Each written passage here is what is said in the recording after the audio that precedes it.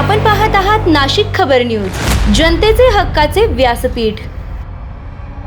Cylinder तुटवड्याबाबत उपाययोजनांची मागणी आमदार डॉक्टर मनीषा कायंदे। राज्यात सध्या व्यावसायिक आणि घरगुती गॅस सिलेंडरच्या पुरवठ्यावर परिणाम झाल्याचे दिसून येत आहे। विशेषतः व्यावसायिक गॅस सिलेंडरच्या तुटवड्यामुळे हॉटेल व्यवसायांवर मोठा परिणाम होत असून त्याची झळ व्यावसायिकांसह सामान्य नागरिकांनाही बसत आहे।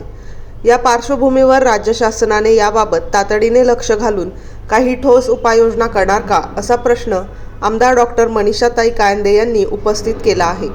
तसेच गॅस सिलेंडरचा पुरवठा सुरळीत ठेवण्यासाठी आणि तुटवडा टाळण्यासाठी शासनाने संबंधित यंत्रणेला आवश्यक त्या सूचना द्याव्यात, अशी मागणीही त्यांनी केली आहे।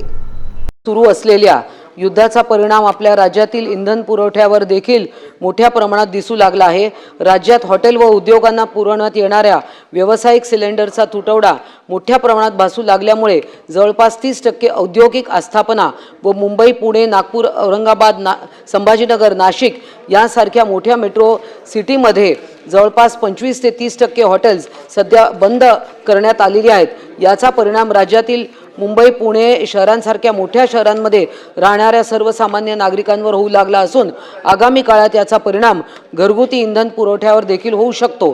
त्यामुळे या गंभीर बाबीची तातडीने दखल घेत राज्य शासनाने राज्यातील हॉटेल्स व औद्योगिक व्यावसायिकांना पुरवण्यात येणाऱ्या व्यावसायिक सिलेंडरच्या पुरवठ्याबाबत करण्यात येणारी तातडीची कारवाई व उपाययोजना याबाबत सभागृहात निवेदन करावे, अशी मागणी मी या पॉइंट ऑफ इन्फॉर्मेशनच्या माध्यमातून करत आहे। धन्यवाद। आसगावकर।